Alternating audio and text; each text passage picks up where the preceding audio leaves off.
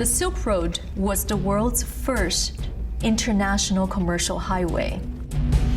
It connected two of the world's greatest empires: the producer of silk, China, and the consumer of silk, the Romans. It was a vast network of trading that goes across Central Asia into India and China. The Silk Road really didn't exist with markers and milestones as much as it was commercial trading routes.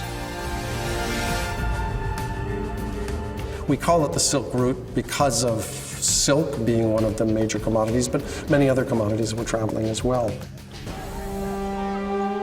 Chinese silk was the finest fabric in the ancient world.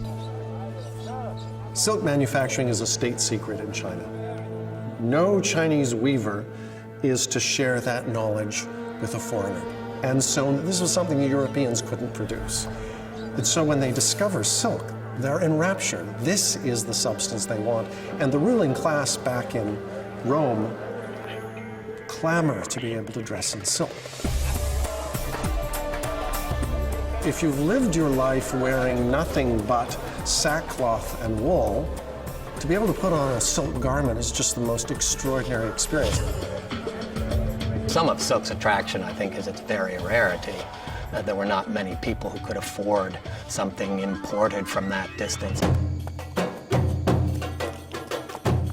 If you're packing these on the backs of mules and camels, it's a very slow and expensive process. You need high value per volume, and this is what spices, gems, and silks are. They are very high value goods in terms of their weight.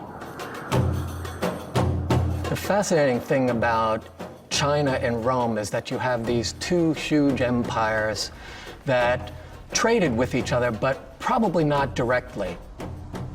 We do have some fascinating glimpses of accounts in China of Romans making it that far away.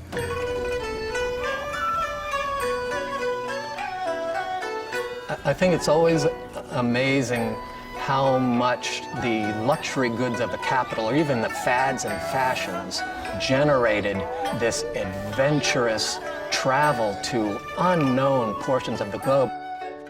And that whole world was in some ways united by this interaction between these very distant cultures.